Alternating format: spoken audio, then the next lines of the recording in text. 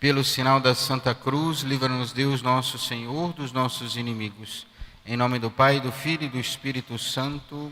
Amém. Ave Maria, cheia de graça, o Senhor é convosco.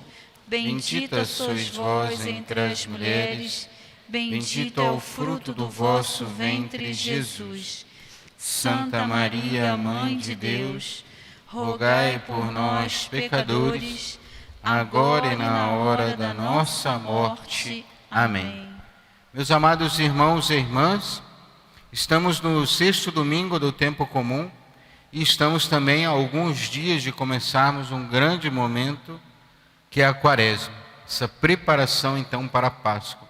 Apenas alguns dias nos separa desse grande momento, onde esse ano, com a graça de Deus, vamos poder viver aqui dentro da igreja, participando dos sacramentos, com a graça de Deus. Então o nosso coração já deve estar preparado para esse grande momento. Inclusive, esse evangelho de hoje já nos prepara para esse grande momento. Porque se lembrarmos, é um leproso que se aproxima de Jesus para pedir então a cura.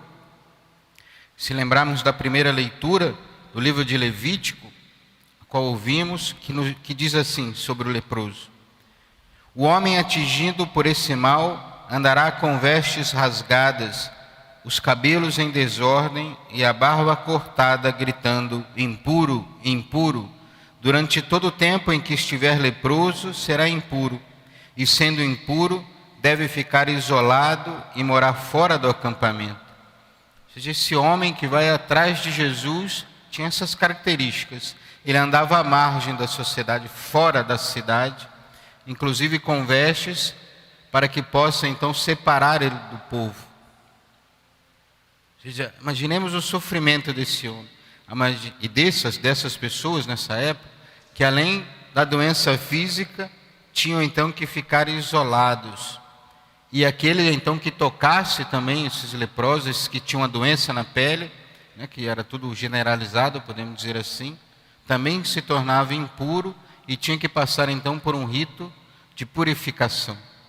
Mas esse homem adentra a cidade, vai até Jesus e de joelhos pede: Senhor, se pode, cura. Ou seja, que amor que ele tinha em Jesus, que confiança, que esperança em Cristo tinha ali.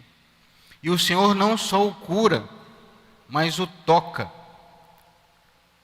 Ou seja, aquele que tocasse aquele enfermo se tornaria impuro. Mas aqui acontece o contrário. O Senhor, que é o todo puro, toca aquele homem impuro e o torna então puro. Se lembrarmos daquela passagem onde nos mostra então que Jesus veio para este mundo para tomar as nossas enfermidades. Se pensarmos, Jesus toma a enfermidade deste leproso, porque já não é mais o leproso que tem que andar fora da cidade, mas o próprio Jesus tem que andar às margens, no deserto. As pessoas têm que acorrê-lo fora da cidade, porque ele já não pode entrar mais na cidade. Ou seja, o Senhor não só cura aquele leproso, mas toma para si a enfermidade, mesmo não tendo impureza nenhuma. É assim que o Senhor faz conosco. Ele quer nos curar, Ele quer estender a mão para nós e nos curar de toda enfermidade. Mas não só da enfermidade física, mas principalmente das enfermidades da nossa alma, das lepras, dos nossos pecados. Deus quer nos curar profundamente. E se pensarmos muitas vezes o mundo de hoje, como nós vivemos, muitas vezes como se o pecado não existisse. O importante é eu ir à missa, eu comungar, minha vida particular, aquilo que eu faço na minha vida privada é aquilo que corresponde a mim. Se aquilo é pecado ou não, é eu que decido. Mas não. Pecado é tudo aquilo que ofende a Deus, ofende ao próximo e que me separa dessa amizade profunda com Deus. Ou seja, imaginemos o mundo antes do pecado original, onde Adão e Eva estavam então em intimidade com Cristo em tudo, e de repente quando eles pecam, eles quebram então essa amizade. E nós também, toda vez que pecamos, quebramos. É como se nós, de certa forma, obrigássemos a Deus a não estar perto de nós, mas por causa do nosso pecado. Mas nós podemos restabelecer essa amizade pedindo perdão a Deus, frequentando o sacramento da penitência, onde estabelecemos então essa amizade profunda com Deus. E esse tempo da quaresma é um tempo propício para isso, para nos convertermos de fato, para fazermos uma boa confissão.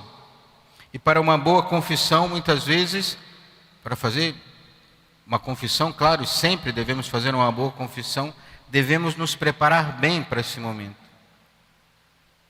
Ou seja, primeiramente, claro, fazer um bom exame de consciência, através dos pecados capitais, dos 10 mandamentos, e então esmiuçando a nossa consciência para ver ainda o que nos afastou de Deus.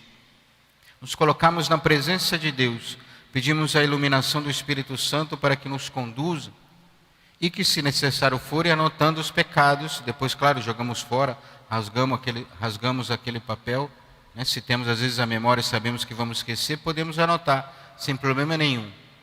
Mas podemos ir também na nossa memória e então analisar e perceber todos os pecados que estamos cometendo.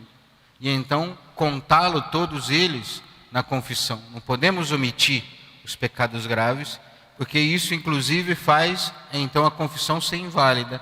Se nós omitimos, por vergonha ou por qualquer outro motivo, então algum pecado mortal. É claro que se esquecemos de um pecado é uma coisa. A gente analisou, consciência, de repente na hora da confissão nós esquecemos, não porque quisemos, esquecemos, uma fraqueza nossa. Às vezes é assim, nós confessamos, vamos à missa, de repente na fila da comunhão nós lembramos de um pecado, e às vezes grave, que não confessamos. Mas aquele pecado foi perdoado, os esquecidos. Então depois de analisarmos, então, fazemos esse bom exame de consciência, vamos ao padre, pedimos a bênção ao Padre, então vamos dizer o pecado, que é necessário falar, não só ter ele em nossa memória, mas também falar todos esses pecados. E falar os pecados, não precisamos contar a história que nos levou a cometer aquele pecado, não devemos, por exemplo, contar o pecado dos outros, porque às vezes nós queremos contar o nosso pecado justificando no pecado do outro. Poxa, eu pequei, mas é porque meu pai, minha mãe, meu esposo, minha esposa, meus filhos, ou seja, sempre é no outro, mas na hora da confissão não interessa o pecado dos outros, interessa o seu pecado, que você cometeu e que vai pedir perdão a Deus. E dizer claramente aquilo que pecou, especificando, sem, claro, contar a história, Por exemplo, pequei contra o primeiro mandamento, isso não basta, mas como que você pecou? Você frequentou outra religião, apostatou à fé, ou seja, leu coisas contrárias à fé e aderiu àquilo, ou seja, eu não especifiquei, não contei história nenhuma, não contei que eu fui na livraria, que eu fui numa cafeteria, encontrei um amigo de outra religião e ele me levou até a outra igreja. Ou seja, não preciso contar nada disso, apenas o pecado, que eu fui e aderi àquela fé, por exemplo, e isso com todos os outros pecados. E ter, claro, um arrependimento profundo desses pecados. Então, dizendo os pecados de forma contrita, arrependendo aqueles pecados, porque então ofendeu a Deus com aqueles pecados. E depois, claro, receber a absolvição do Padre, e depois então cumprir a penitência, que nós chamamos de satisfação. Então, o exame de consciência, a confissão dos pecados, a absolvição dada pelo Padre, e depois então cumprir a penitência. Isso nos faz uma boa confissão. Então estaremos preparados para a Páscoa, mas pensemos isso. Muitas vezes nós temos a tentação, podemos ter a tentação de querer nos confessar simplesmente nessas ocasiões.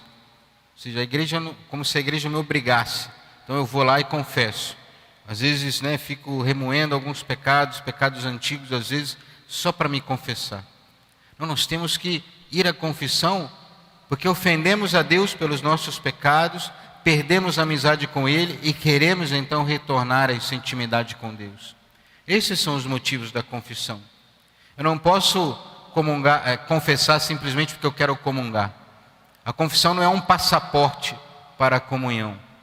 Eu confesso porque eu ofendi a Deus pelo meu pecado. É claro que se eu estou na missa, estou em pecado e não confessei, eu não vou comungar.